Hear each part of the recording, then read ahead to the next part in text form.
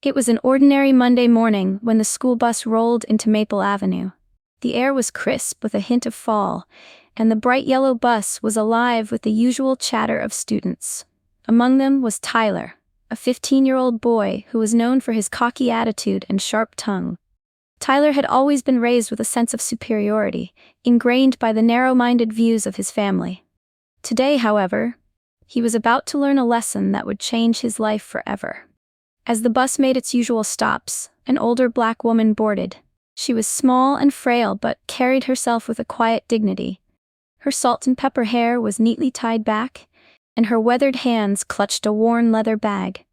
Her name was Mrs. Eliza, a retired teacher who volunteered at the local library.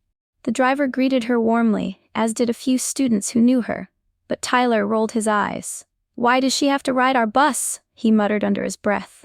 He made no attempt to hide his annoyance as she slowly made her way down the aisle.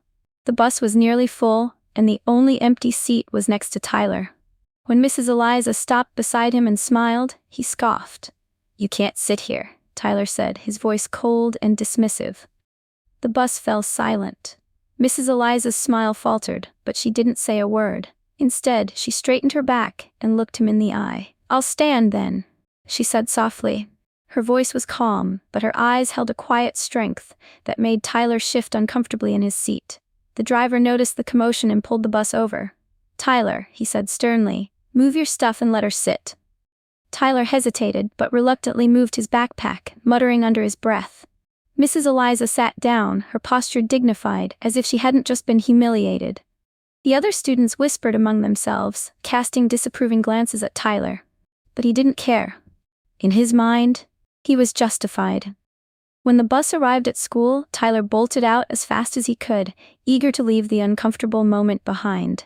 He didn't give Mrs. Eliza a second thought as he went about his day, joking with his friends and ignoring the uneasy looks from some of his classmates. Later that afternoon, Tyler's history teacher, Mr. Bennett, announced a special guest speaker. "Today, we're honored to have Mrs. Eliza Johnson join us," he said. "She's a former educator and one of the founding members of our very school."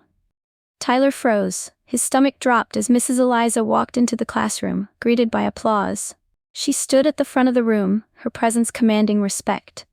Tyler slouched in his chair, hoping she wouldn't recognize him. Mrs. Eliza began to speak, her voice steady and warm.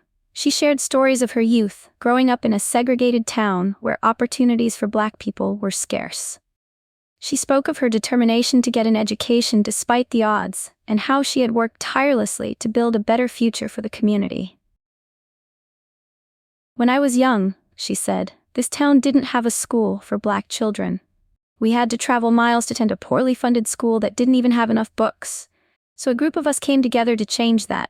We fought for funding, donated our own time and money, and built this school brick by brick." The room was silent. Even Tyler, who had been doodling on his notebook, couldn't help but listen. There was something about her words, the pain, the perseverance, the pride, that gripped him. "Education is the great equalizer," Mrs. Eliza continued. "This school was built on the belief that every child, no matter their skin color, deserves a chance to learn and succeed." Her eyes scanned the room, and for a brief moment, they rested on Tyler. His cheeks burned with shame. After her talk, the class erupted into applause. Students lined up to shake her hand and thank her for her contribution. Tyler stayed in his seat, staring at his desk. He wanted to disappear. As the students filed out, Mrs. Eliza approached him. She didn't look angry or hurt. Instead, she looked at him with a kind of sadness that pierced through his bravado.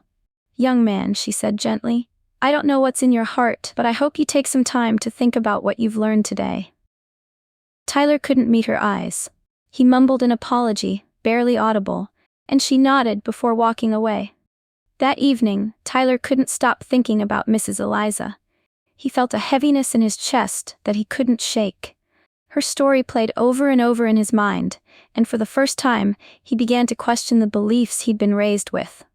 The next morning, Tyler woke up early and went to his mother. "Mom," he said, "I think we need to talk." His mother looked surprised but agreed.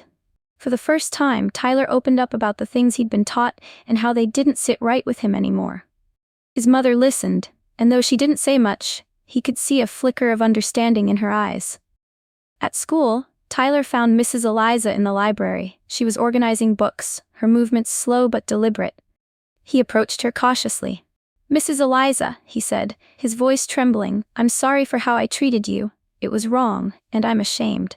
She turned to him, her face softening. "Apology accepted, Tyler. But remember, words are just the beginning. It's what you do next that matters." Tyler nodded. He didn't know exactly how to make things right, but he was determined to try. He started small, helping Mrs. Eliza with her volunteer work and getting involved in community projects. Over time, he began to see the world through a different lens, one that was shaped by compassion and understanding, rather than prejudice. Years later, when Tyler graduated from that very school, Mrs. Eliza was in the audience, clapping proudly. By then, they had formed an unlikely friendship that had taught Tyler more about life than any textbook ever could. As he looked out at the crowd, his eyes met hers, and he smiled. He knew he still had a lot to learn, but thanks to Mrs. Eliza, he was on the right path. Hey there, amazing viewers! If you enjoyed this story and want to see more heartfelt and inspiring content, don't forget to like this video to show your support.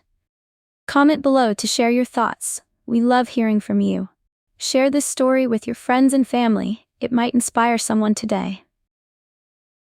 And most importantly, subscribe to our channel and hit the notification bell so you never miss out on news stories that touch the heart.